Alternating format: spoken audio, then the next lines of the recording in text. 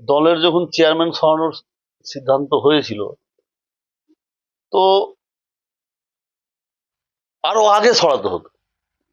তাহলে কি হতো, যেই চেয়ারম্যান হোক, আমি হই চাই আর কেউ হোক বা আর কেউ হোক, তাহলে কি হতো, সে জিনিসটাকে গোছাতে পারতো, ওয়ার্ডগুলোকে গুছিয়ে ফুছিয়ে ঠিকঠাক করতে পারতো। 3-4 মাস পর ভোট, মিনিমাম 45 দিন আগে ভোট ডিক্লেয়ার হয়ে যাবে। মে মাসে আমাদের হয়তো ভোটের দিন ধার্য হয়ে যাবে। আমার ওইটাই বলার ছিল। আর এটা করতে গিয়ে আমাদের মধ্যে একটা গ্রুপিজম হয়ে গেছে। আমি অবশ্য কোনো গ্রুপে নাই, আমি ওর ভিতরে মাথাও ঘামাই না।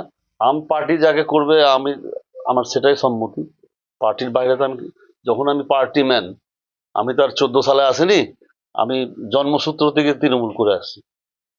তো পার্টির ভালোটা আমরা চাই, আমি ব্যক্তি স্বার্থ দেখলে তো হবে না। এটাই অভিযোগ, এই যে মিউনিসিপ্যালিটি অফিসে ঝগড়াঝাটি, এই ওর বিরুদ্ধে স্টেটমেন্ট দিচ্ছে, ওর বিরুদ্ধে স্টেটমেন্ট দিচ্ছে, এটাই খারাপ লাগছে, আর কিছু না। দলের ক্ষতি হবে। কি ক্ষতি হতে পারে?